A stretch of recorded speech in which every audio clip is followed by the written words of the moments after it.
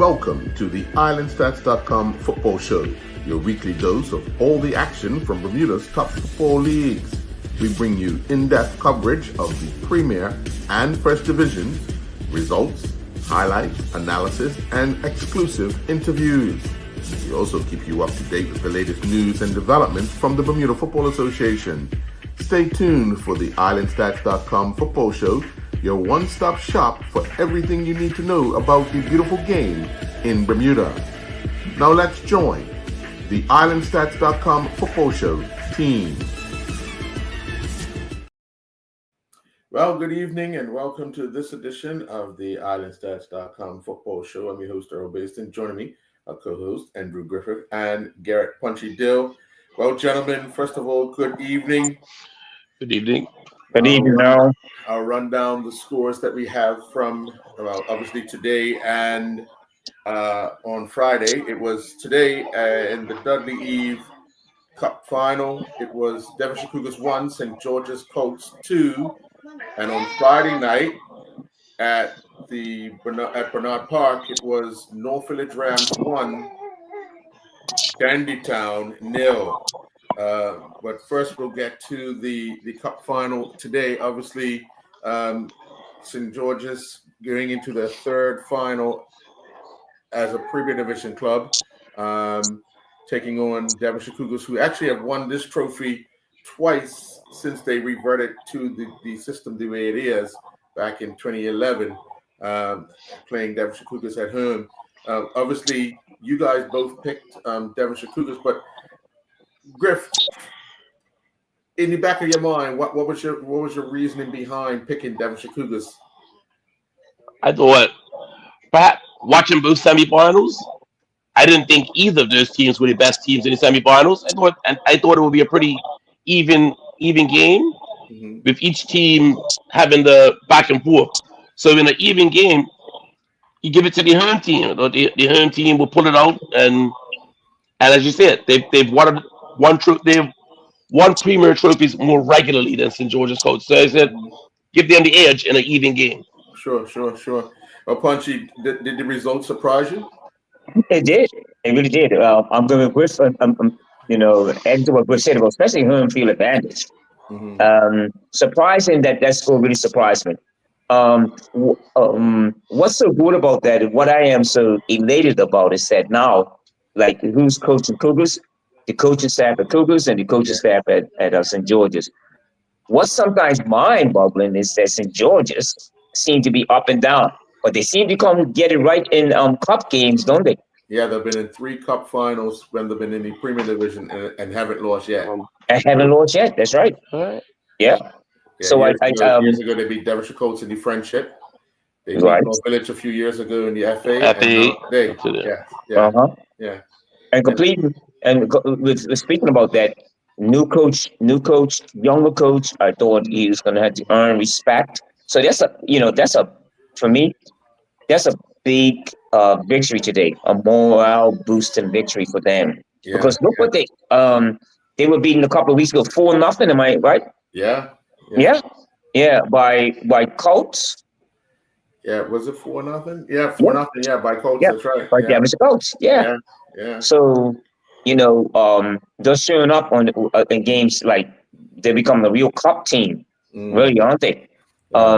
They have quality there too, and again, I think again with the coach Durande, Bascom, I'm sure he must have feedback from his father, but again, it's just a big morale booster for them. I think we were thinking about that. Are they really going to be contenders for the league title?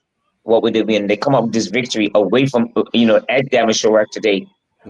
Like I said, it really helps the morale. Yeah, definitely. Well, two things. Obviously, hopefully, what happened to the Dudley winners last year don't happen to the Dudley winners this year. As we saw, Hamilton Parish won the trophy and ended up getting relegated. But also, it was an interesting matchup for the two guys on the sideline, only because Durande and Mark Mills both come out of the stable of FC Bascom. They both worked closely with Andrew over the years. working with youngsters. So they both would have similar tactics on how to set up a team, how to play, and it's almost like a chess match. But it also takes the players on the field to fulfill what the coaches are asking for. And today it was St. George's that got the win. So it's interesting how different coaches are intertwined with each other, and both of them would have been interested in watching the Leonard Holder match before their match, because FC Bascom was playing in that. So players that they had been working with prior to doing their senior teams wanted to see how those teams, they ended up winning. So it was for FC Bascom, it was a good day for all. Even despite Mark losing, to have two people in their kind of in their fold in the final, in the senior final, and a team in the junior final, and they won the under 13s yesterday as well, beating Somerset 2-1 or 3-2. So it was a good weekend for FC Bascom. It's a program. Yeah, yeah. So Earl, let's go to the more shocking result. You got the pick right, and you were much better than Punchy and I. I think that's more shocking to the listeners. So how did you get it right? Because at some point in time, St. George's will lose a final in the Premier League, but it weren't going to be today. Why not today? Because they weren't. When they set up for a final, right? They seem to get it right, especially in the Premier Division. So, hey, that's why I took them. Punchy, I feel cheated. I thought he had some bit of brilliant tactical magic or something that he saw that we didn't see. Hey, something as simple as that. Punchy, he basically picked on like jersey colors or something like that. That ain't right. You could say that, but being in, understanding it, and you look at it, they will eventually lose in a final. Right. But it weren't gonna be this time. They had too much time to prepare for it. So I saw speaking of one more Bascom, Herbie Bascom after the Cricket Awards a few weeks ago at Work Records. Yes. I feel like I was amazed at how different St. George's plays. But if you take out the whole brothers, it's a completely different team. If you take out the best players on any teams, they're different. But I said they make a big difference. So he said, "Oh, you think that's the best players?" And then if you know Herbie, when he asks you a question like that, it's setting you up for something. So I'm like, what you mean? Like that? No. Look at the Colombian guy. That's the guy that runs that team and say, you know what? You're right. Like he's not flashy, but he's very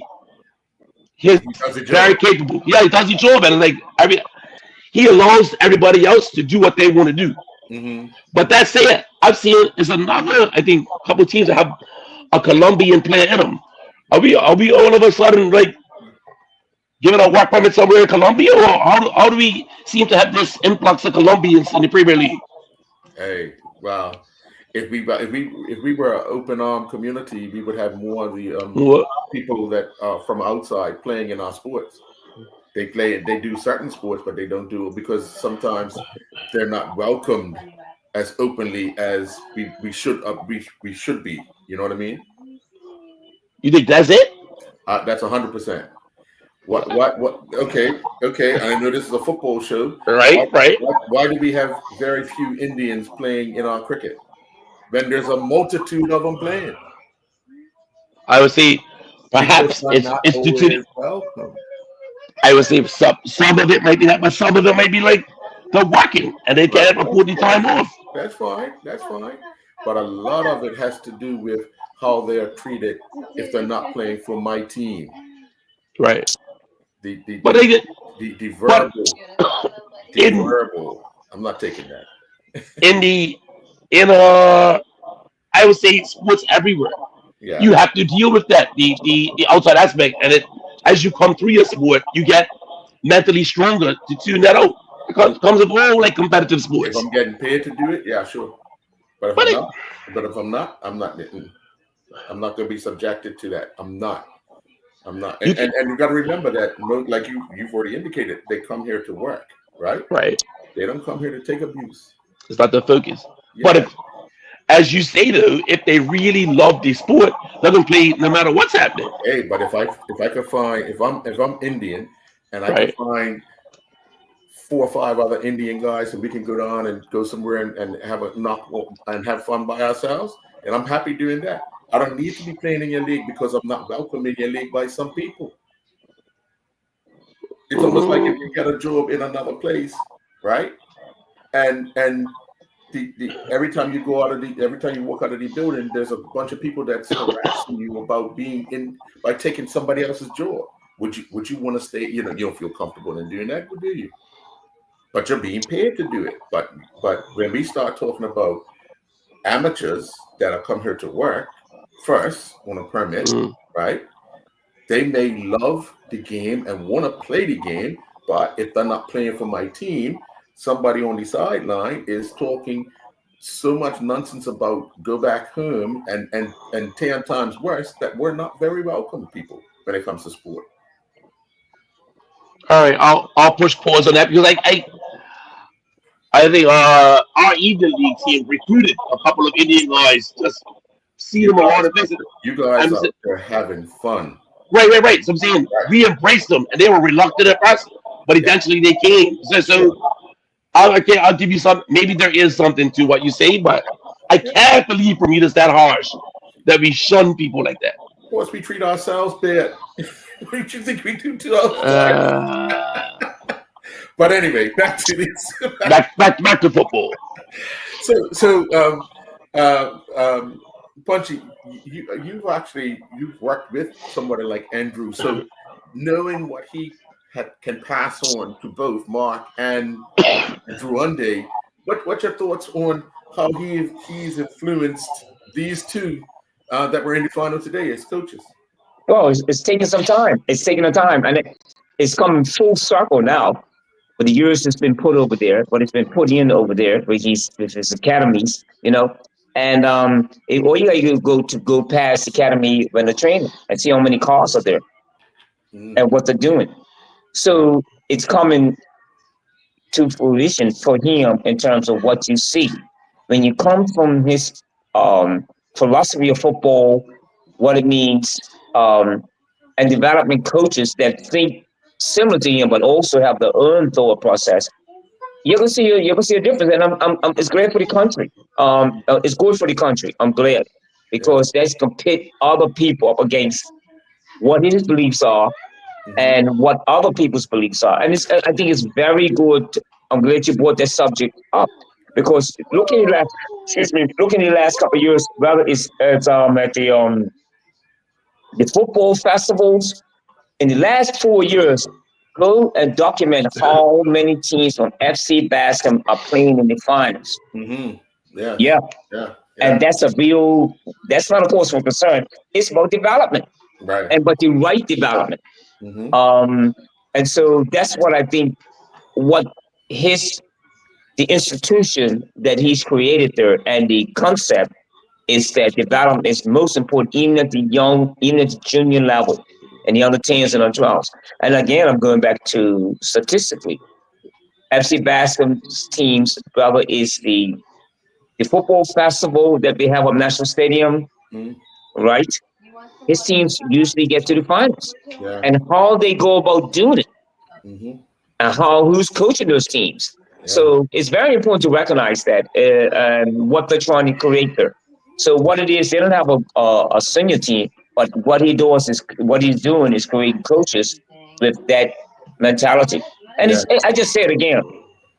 Now the coaches in that division now are going to be tested because there's Andrew's son, Hmm. there's Mark Smith that came out of their coaching academy, Hmm. and there's other people that are coming out of the academy. So it's showing up.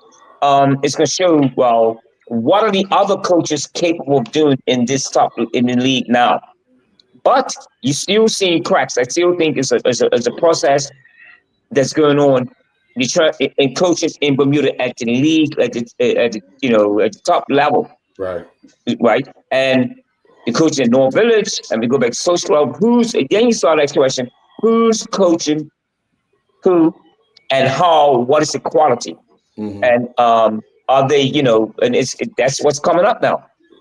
Yeah. It's those questions are being asked and talked about. So They'll true. be talked about. Really. Yeah. And again, we're talking about Devin Chicote being coached by a national team person that was on Hmm. the national program. Yeah. Yeah. Oh yeah. Yeah. Yeah. And Yeah. it's good for it's good to be having this. It's good to have this conversation and start making those remarks about that. You know. Yeah. Yeah. Mm-hmm. But So what? let me ask. Can I ask something? So I have a nephew that's it in the FC basketball program under sevens, and I go there sometimes on a Saturday morning just to watch. And it amazes me how you get 50 kids under seven, one program, and they're all enjoying it. Sometimes I see them in little parachutes running up and down and different drills they're doing. I'm like Mhm. amazed. I think my nephew, I think my brother didn't play football, but he wants to have a football base. He would just be just as happy playing marbles or chasing butterflies, but is into it, focused.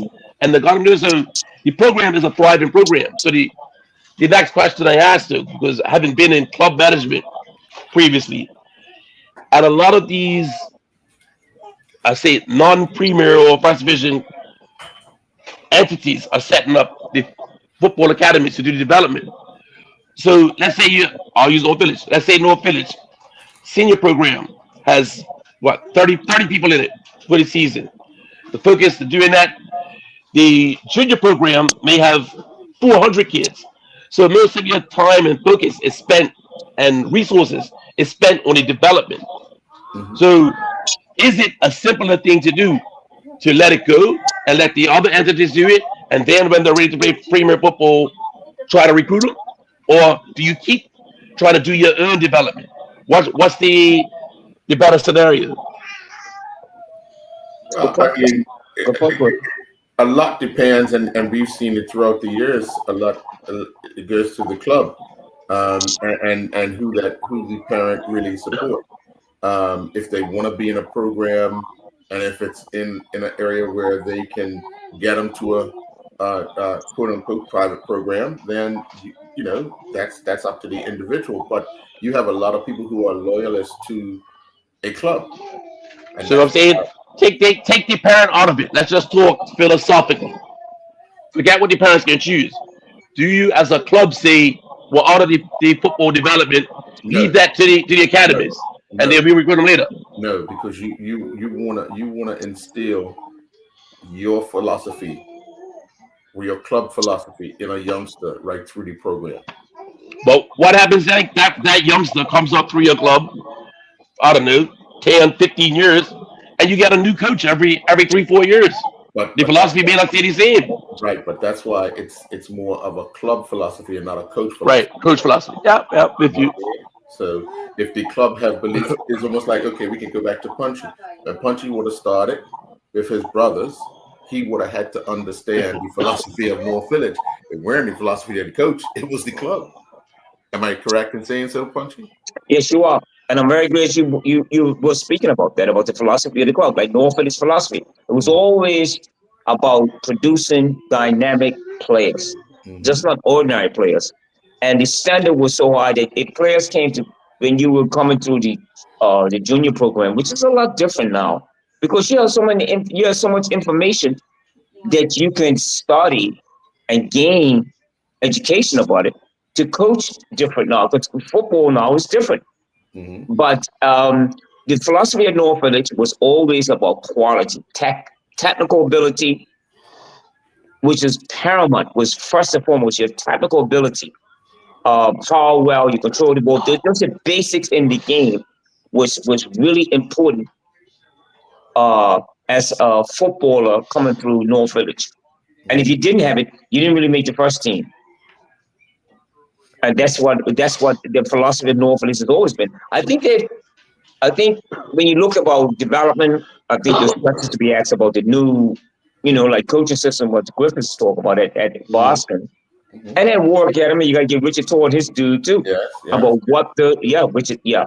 And what's going on in Somerset? I don't know exactly what with Kenny Thompson, that's the story, but Mm-hmm. again, development is so important to and development of the club philosophy and Mm-hmm. what they play like. And I think Andrew at FC Bascom is shown He's shown what he wants to be seen, Mhm. and at the senior level. And if you coach that at the junior level, it's going to just follow through at the senior level. And then the coaches come out of the academy, don't show that that's how they want to play. And it's going to take some time. It's going to take some time for his coaches.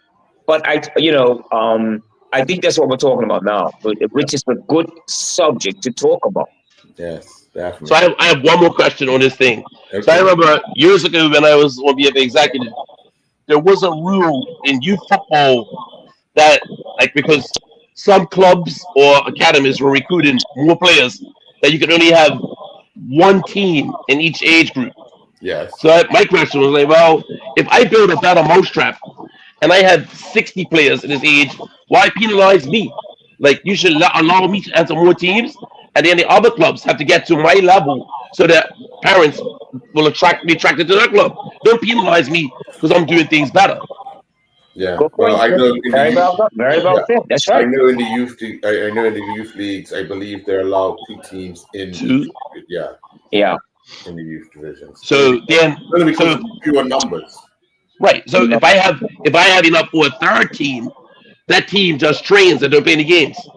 I couldn't answer that. Well, I Uh, think you're right because it's got to be included because at that time I'm glitch again saying about that because at that time North had And whites. red and whites. Yes, yes, Yeah, with yes. so many players coming through the system that they had red and whites. I think they should still be allowed too. Or just Yeah, what you're I saying. think they are allowed 2 teams two in teams. that Oh, age group. Right. Yeah, yeah. Uh-huh. So yeah, but that third one, Griff, I couldn't answer that. yes, Yeah, yeah, understood. yeah. What we're gonna do, we're gonna take our first commercial break, and when we come back, we're gonna talk about someone else scoring for North Village other than John Tay Smith.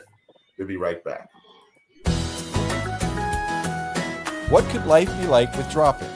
It's getting home, lighting a candle, and finally having that quiet cup of tea before dinner because your groceries already handled, delivered straight from Lindo's to your doorstep, fresh and on time. Drop It gives you back the best part of your day, a moment that's yours. Dropit.bn, your groceries delivered. Lindo's, why go anyplace else?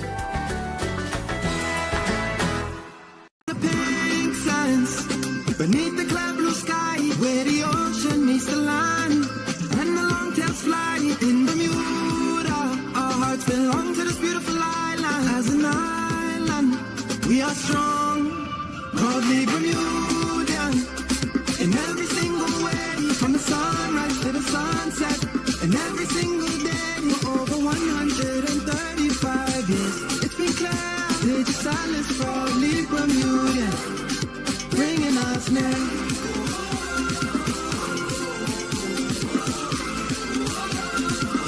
Cause we are proudly Bermudian.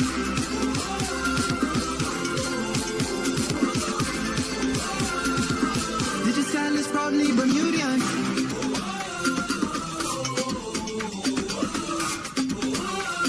Digital is proudly Bermudian.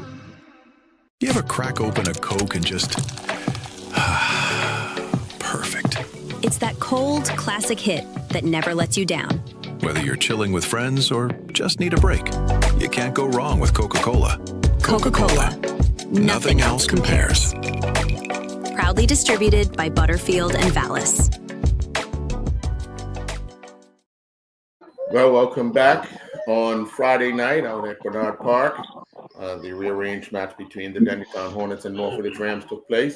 An opportunity for Dandytown to go go top of the table if they were to get a victory, or a chance for North Village to pull themselves up the table if they were to get the victory. And in the end, it was North Village getting the 1-0 victory over Dandytown. Punchy, you had indicated, North Village has a lot of work to do. They hadn't looked good in practice matches and so forth.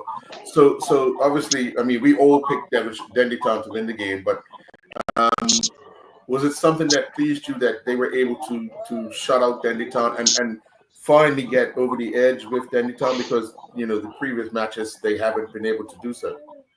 I thought, yeah, what a complete turnaround. And it was a real good watch too. What was most evident in that game is that Norfolk dominated a lot of parts of their game. Mm, Um, in terms of the possession, in terms of moving the ball much quicker, and the mistakes, they cut down on mistakes in what they're trying to do. There's a lot of good things that I saw with North Village, and now, I thought that score could have easily been what 3 or 4-1. mm, Um, but what I like most of all is the reaction to just a complete turnaround, what they were capable of creating during last year. They mhm. cut down the space, they worked hard on the simple things they done really well. Right. Really well. And I was really happy with that result and how that result was achieved. The girl, and we were talking about the girl, the young man, and I think we're getting back to selection also, what they've done. I Mhm, think he's really trying to find a combination of midfield, what he wants, and I think it was start what he's done. And the guy, the little case I forget the one that took the shot. He's been playing in England. He's a tremendous. It's about my height, but he's got a yeah. tremendous ability. Mm. And You when talking he about when he Gordon struck Otterbeer that scored, or you talking about the guy that took the shot? the guy that took the shot, not out of bridge, yeah. Yeah. Um, but I'm saying I'm watching him in preseason. Good Mhm, tactical ability, but just the time what the coach staff do. What does he serve well? What does he fit well with the village? And he mhm, showed the other night, showed last night. They have good two holding midfielders, but then they have another young player he's got deception. He passes well. uh, He's clever, but that shot he took and then the follow up from Otterbridge mhm, was just good. And it was really good. I'm very pleased with their complete turnaround. Will they sustain it? Which is the conversation I had with my nephew. Can he keep it at that level? What they played against Anytime mhm. will be the question. And there's certain things that he said he's going to work on. The fitness is really still in question. Right. But Norfolk again, you guys. Norfolk is the most senior team in the island. It's the most senior team in the island. Mhm, And so what he wants to do is make sure that the most senior players that are playing play correct. They show leadership and they show quality. And I think that's what he's aiming for this year. Don't just lay back on your laurels what you achieved last year. right. And so he's fixing a few things. The set pieces are still questionable, but I thought they handled that game well the other night. And then what was also good, you saw two of the best goalkeepers in the island playing, and I'm telling you, it was pretty good football from both teams. Both teams. Mm, mm. Griff, what's your thoughts on it? This it was like as you said, we thought that Danny Todd would win this game, or I think we Mhm, might have even thought a draw. But I think again every week I think I'm gonna apologize to Danny Todd fans until they come out of the funk. We were talking triple crown earlier. Like when you watch them play, they play some pretty football. They move it well, interplays, neat, defend well. They have speed, but at some points they seem to shut off in games. So what I think what this result shows is I think both of these teams may be mid-level teams because good championship teams can win consistently 1-0, but the teams just below that they could win 1-0 or lose 1-0 back and forth. And these teams have traded 1-goal games. I think three already. So each and every week one can beat the other. So without that consistency, you can't contend, and the other teams will develop a gap. And rather things change in January or late transfers, you may already be too far behind. They say you can't you can't win the title in October, November, but you can lose it. mm. Yeah, true. Now, just being that you brought up late transfers, come next week or week after next, players are allowed to. Those late transfers will be allowed to play after November 15th. So, um, that's one scenario that some teams will get stronger. Some teams obviously have been waiting for the late guys to come and be able to play to add to the roster. So um, it just makes it more interesting as the league goes on. Yeah. With that result, North Village moved up to fourth place on 6 points Mm-hmm. with PHC. They are 4 points behind Crossroads and Dandytown, and they are 6 points behind Devonshire Colts, who are the current league leaders. We have a match scheduled to be played on Tuesday, which will see Boulevard, who have only played 3 games. Everyone else has played 4 and 5. They play Paget, and there's an opportunity for Paget to leapfrog into 4th place by themselves if they get a win, because they'll move on to 7 points, or Boulevard, if they manage to get a win, will move on to 4 points with Paget and St. George's. So, it's still early times, but the league is shaping up, and it's going to be interesting, after, like I said, after this break, because we have the international break this week. And then we have, I believe it's cup matches, and then back to league November, like 23rd or so. So, teams have got time to put things in place,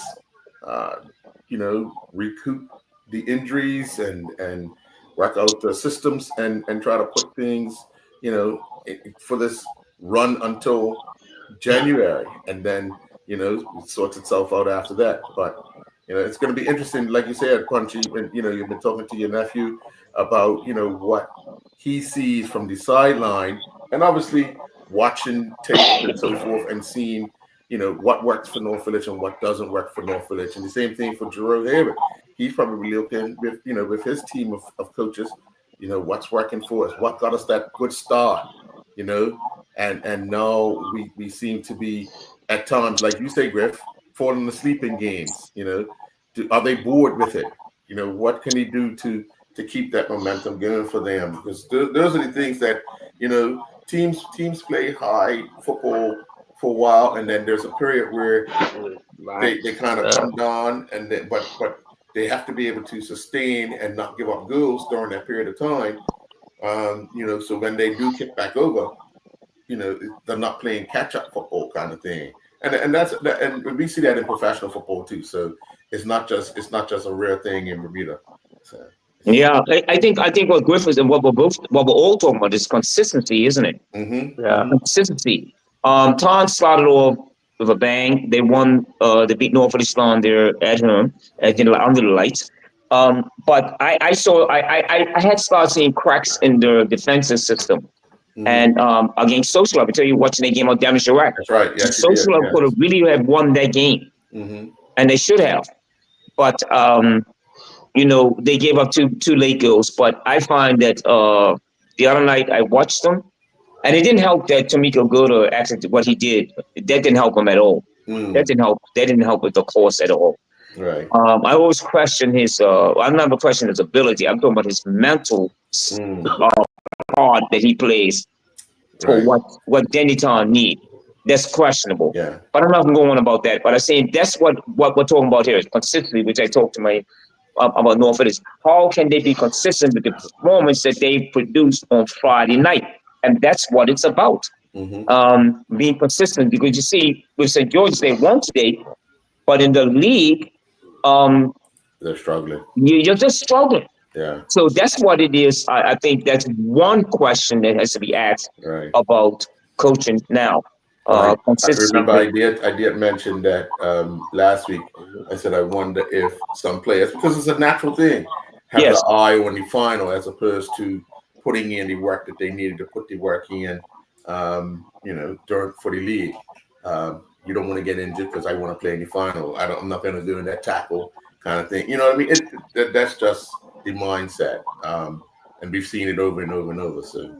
Yeah, I think Davis Ghost is probably the one that's gotten consistency, and what they're doing. Crossroads, they got a real beating up there against. Remember, a couple of weeks, 3 or 4 weeks ago, they were beaten. Yeah, Davis Ghost last weekend. Yeah, but all of them, I think, Colts has shown that consistency level, and that's why they are at the top of the league. And I think they're gonna be a powerhouse if they can keep up the consistency in the way they play. Right. Interest might fall into, but that's what we're talking about now in Bermuda.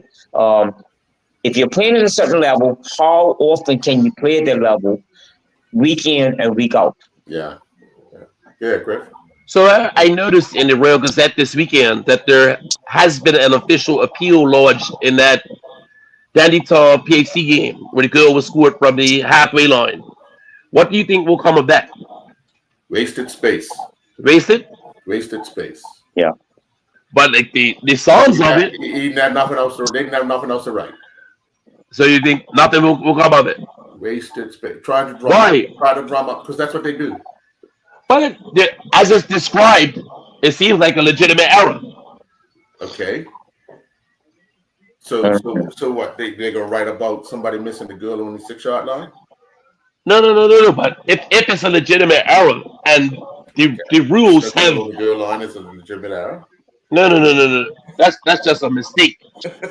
This is a refereeing error that they've alleged. And if that's true, there are provisions for a replay. Okay. Well, that's what Griffin. That's a point that I've discussed with people too about our refereeing. Now, I don't know. We're not going to start on that. I don't think we're not going to that. But even the goal, and I kept seeing about the decision about the goal that was taken away from, was it Damage Goats last week, or maybe Crossroads, that the ball was put in the space. The guy was far from offside, and the linesman called it offside, and they took it back. They took it away from. I think it was Crossroads, or no, it was Coach against Crossroads. I think. It was wrong. But what people start to discuss these things about quality of refereeing, decision making of the refereeing, and there's a complaint. You heard complaints about the quality of refereeing here, and I'm sorry that the refereeing, you can't, we ain't got that much referees. If you keep complaining, people are going to quit. But so what are we supposed to do? Don't question them. Don't ask that this, this. It's a dilemma that we are facing here about the refereeing quality, and it's been spoken about a lot. Yeah, it has, and I agree. Yeah, it has. It is. It's been discussed a lot. One of the things is to increase the numbers, and the people on the sideline that do a lot of the criticism. If you join the ranks, maybe you will be in a position to make a better call. Well, because I just think the only people that can make the call are the people with the flag and the people with the whistle. Yeah, I just think that. Right. Okay. Yeah. I agree with that too. But I think also people have the right to complain and make a statement about but how do we fix it? What do we do now in this situation that we're in now? Referees or quitting, because I talked to some people that had refereed. They said they cannot deal with the abuse. And I ain't calling names, but they said the abuse that they had to suffer, then they could. So I don't know. I don't have the answers to all of that, but at least we're having a discussion about it. Right. Yeah. Let me say, I did it for about 5-6 years, and you're right. It's a lot of abuse, but like, it's abuse when you're playing. It's abuse when you're coaching. Like if you don't have thick skin, it's definitely not for you. So unless you're fearful of your safety, that's something else. But like people running them up and talking stuff, part of parcel of football, if you ask me. Good point. Well done. True. That is the truth, Griffin. All right, well, we're going to take our second commercial break. When we come back, we're going to talk this international window, and then we will get into our picks, and then what everyone's been waiting for, the player of the month and manager or coach of the month for the month of October. So we'll be right back. Beneath the cloud blue sky, where the ocean meets the land, and the long tails fly in Bermuda. Our hearts belong to this beautiful island. As an island, we are strong, proudly Bermudian. In every single way, from the sunrise to the sunset, and every single day for over 135 years. It's been clear, Lady Silence, proudly Bermudian. Bringing us near.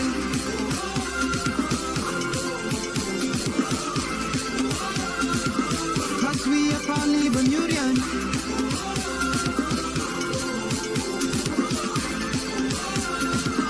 Digital is proudly Bermudian.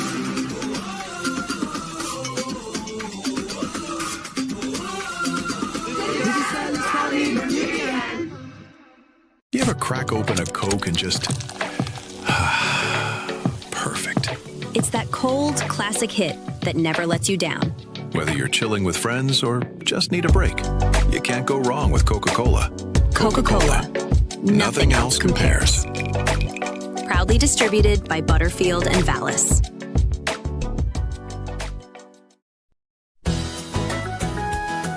The holidays are busy, but shopping doesn't have to be. With Drop It, Bermuda's local grocery delivery service, you can skip the crowds and let us bring everything right to your door. Fresh ingredients, pantry staples, and holiday must-haves, all from Lindo's delivered with care. Less time in line, more time for what matters. Order now at dropit.bn. Your groceries delivered. Lindo's. Why go anyplace else? And welcome back. Well, we all know come this Thursday night at the National Sports Center, we will see Bermuda play their final World Cup qualifier for 2026, the final home World Cup qualifier. We take on, who do we take on? Curacao? Curacao. Yeah. Before heading to Trinidad for the final match next week, Tuesday. But Punchy, let me ask you, what are you hoping? I mean, because there's been a shuffle in this squad, a lot of new faces, well, some returning faces, but a lot of young faces, and we have some 10 players who are domestic based in the squad. So what are you hoping to see from Bermuda on Thursday night? That's it just seems that at the national level, I guess it's a good thing. I mean, what else do we have to? I won't use the terminology. What else do we have to lose? Mm-hmm. But now he's going to start putting homegrown players in the team, which what I thought it makes sense now, considering that we're not going to get to the final. We're not reaching. We're just out of it. Mm-hmm. But I thought this should have been done some time ago, and on a consistency basis. Mm-hmm. It's proven Reggie Lamb is going to retire, and it's a shame because he's really done well for this country. Mm-hmm. And so then we're talking about the national level. You're picking Donovan Thompson. I have nothing against Donovan Thompson, but at this level, it's a whole different story. If we're going to even picking people like that, you still got to have a supply route. You got to show quality. I think they would. This game coming up it's going to be interesting. What I think it's going to be interesting to see what the homegrown talent can really do and who have they picked. This guy, let's say for instance, the one that's scoring goals for Devonshire Coast. Has he been included? No. Sure he is. You mean Sanaj? Yes. Sanaj Bishop. No, he's not in the squad. He's not included. Okay, so. What is he lacking now? What do you, if you got homegrown players and this guy's scoring goals, I thought you would want to include him. I thought so. It depends on what his selection. And what's most disappointing about this campaign is that it don't seem like we're getting better. And it don't seem like is quality there or is it coaching? And there's question marks in terms of his philosophy of football. There's question marks about questions being asked about that. Right. It seems that I won't say too much that we're lost fight, and we're talking about we're going in the right direction. But look at the campaign. We're on the bottom of that qualifying group. Mm-hmm. We haven't won a game. It don't look like we're going to win a game, but maybe this could be our turnaround. So it's interesting. And then we're talking about homegrown players because you remember when Kendall Smith last year brought his teamer, Yeah. the homegrown team. You remember the results of it. There was 13 goals scored against 13, I believe, and we only scored 2 against 2 or 3 against 4 against them. Mm-hmm. So there's question marks, but I guess it's trying to work with. It's trying to show what he's going to do, what comes next for us. Right. Griff is an interesting game because Curacao are in second place. They trail Jamaica. Jamaica's playing Trinidad. Curacao and Jamaica have the same amount of points. Curaçao's going to want to come to Bermuda and establish, get that victory, number one, and also look to up that goal difference if they, because they're going to know the last game of them is against Jamaica. And if they're 1 point ahead or 2 points, if they're 1 point ahead, it might come down to goal difference, in that match. So obviously they come with a different mindset as well. So what would Bermuda need to do to kind of, I mean, we only lost 3-2 to them in Curacao, but what would Bermuda need to do to kind of steady that ship and believe in themselves that they can get something out of this match? You need to walk down the beach, find a dusty old bottle, rub it, and hope you can wish for 1989 Kyle Lakeman, 1992 Sean Dota.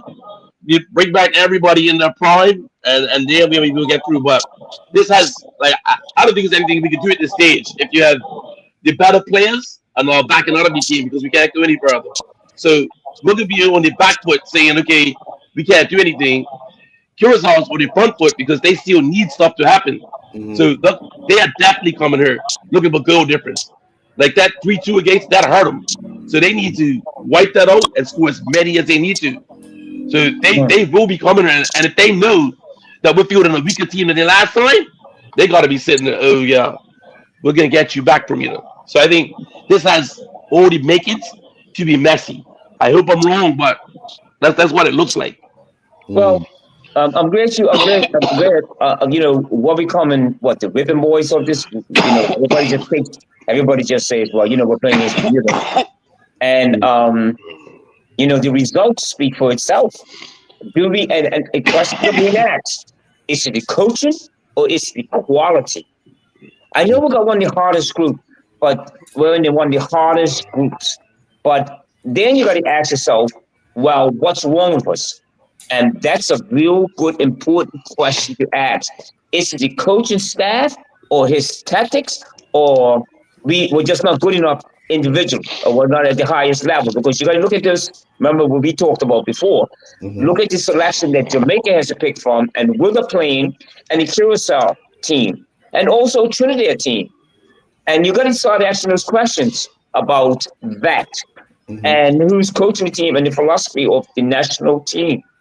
And I just think that there's got to be a turnaround in terms of this country's qualification for the Nations Cup. I believe the CONCACAF Nations Cup. In terms of, would it be a different coaching staff? That's a question to be asked. Or the quality of players that we have. And we got to be realistic about it. We got to be realistic about. And before I go any further, that's why it's so important that the quality at the league level has got to improve.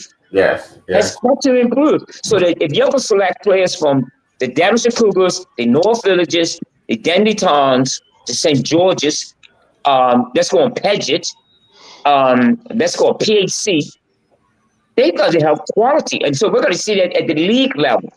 So then, wait. If we're going to be honest, if you're going to compete at this level with these teams, then none of the players that are selected can be from domestic teams. They all have to be playing at a higher level. So like that's it right there. But I think our record is a famous, I think it's an NFL saying, you are what your record says you are. This is who we are. This is the level that we're at. And the coach said it himself, said, this, make no mistake about it, this is a very difficult task trying to beat these teams. Here's what it is. We have no God-given right to beat somebody else that has millions to choose from. So like, but just having this, I agree. But I just say to you, remember when we did the list, we went through the list of the teams of where those players are playing for Jamaica and Curacao, and where all are playing to. And when you start asking those questions, then it comes up, well, they're playing in this league, this guy's playing in that league, and so it comes down to what you're saying also, and I back you on that also, Griffin, about, well, they're playing in the lower leagues. They're playing in the lower leagues in England, a pulp team, wherever they're playing, but they're playing outside Bermuda. Does that make the leagues better, or does that make them a better player? And so what got to come to grips with that? And you got to, at least, again, I keep saying, having the conversation about it, because it's got to be pointed out. Yeah, we got to have a conversation about it. We definitely got to talk about it. Oh, yes. Yeah. Yeah. The only way to get knowledge is to understand what the circumstances are, and through discussion, I think that's where we grow together. But Punch, you make a good point. We somehow, some way, domestically, we have to get better collectively in all forms. You know, all the That's right. clubs. Yeah, That's right. if we want to be able to compete, because we have so many players now leaving the country at a young age, and playing their trade overseas in a different environment, and that's an opportunity for them. But that numbers wise, that in of itself, Yes, it does. if you had 50, 60% of the better players that are not playing in your league and playing somewhere else, Hmm. then your Premier League, it can't be better than what it was 10 years ago. Yeah, but we got to strive for something. Yeah, Yeah, agreed. yeah, yeah, yeah. Got to strive for something. All right, let's turn our attention to those picks. Obviously, the North Village Dandytown game, we all took. No, yeah, Griff, we Draw. took a draw. Draw. Griff and Sergio took a draw.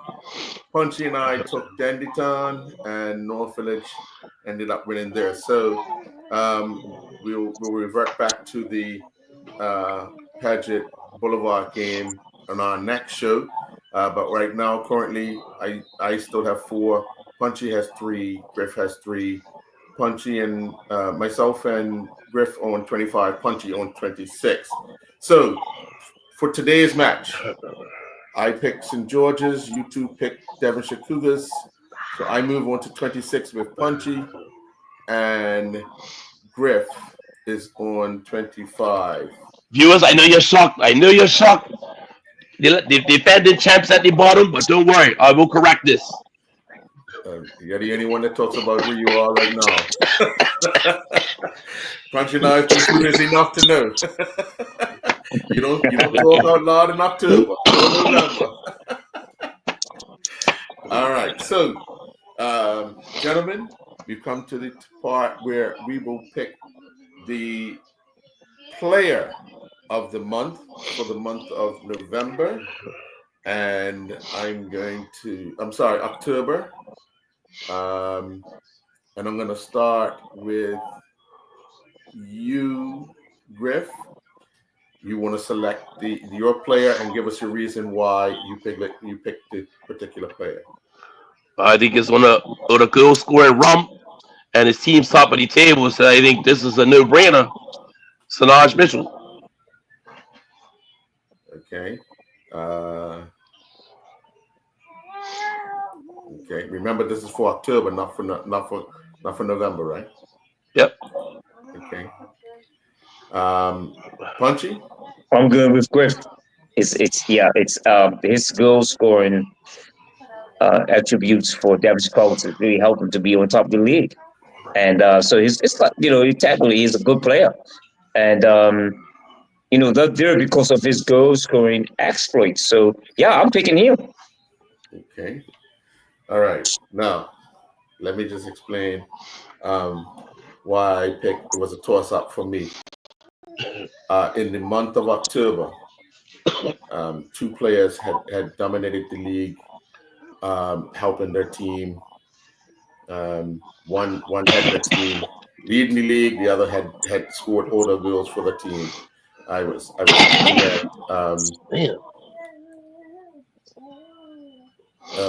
John Tay Smith, who had scored 3 goals for North Village to keep them out of the losing column on several occasions. And I picked David Jones, who had scored 4 goals in the month of October to lead Dandytown's front line. The reason why I did not pick or did not have Sanaj in my picks, because Sanaj went to the top of the table in the month of November and not October. He scored a hat trick the first weekend in November, which does not count for October, and that's the reason why I was leaning towards those 2 for what they have been able to do. And if it had to come down to one, I would take David Jones for what he has done in the month of October for Dendy Town, not just in the league, but also in the cup games as well, leading their line. So for that.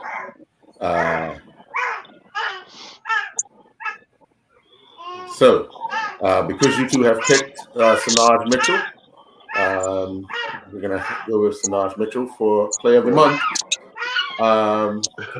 So now,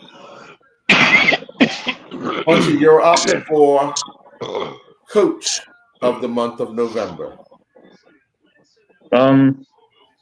I think even though it's we're going past October, I still think that I will pick Ray Jones. Okay. Griff, you want me to go first before you? Yeah, you can go. Okay. So for the month of October, as a toss-up, it was between what I considered two coaches that had the teams running well in Jerome Hayward from Dandytown and Farheed from Crossroads. And at the end of it, I was looking at Crossroads only because not many people had given them much credit to be in the position that they were in, leading the league at the end of October. Just relinquished the lead the first week in November with that defeat to Devonshire Colts. But I just think that the month of October, that they done well enough, and the coaches done well enough to be recognized for their accomplishments. So, Riff, you're the decider. Well, again, similar to Punchy, I think the Devonshire Colts had to go through the opening of Bernard Park with lights, and it was a little melee, and all that brouhaha, they still came out on top. They lost the captain and center back for the season, got through that, and they seem to be getting stronger and gelling since then. So I think I have to agree with Punchy. Ray Jones has kept them together and gotten them to perform despite possible distractions. Okay. All right. Well, you guys win 2-1. Ray Jones and Sanaj Mitchell from Devonshire Colts are the player and the coach of the month for October. All right. All right. Okay. Folks, we are planning to have a pregame show prior to Bermuda playing Curacao on Thursday night at the National Sports Center. Look out for a start time, and we'll see you at the international match. How's that? Very good. Okay. All's good? All good. All right. Well, Good night, everybody. Yes, enjoy the rest of your night. All right, guys.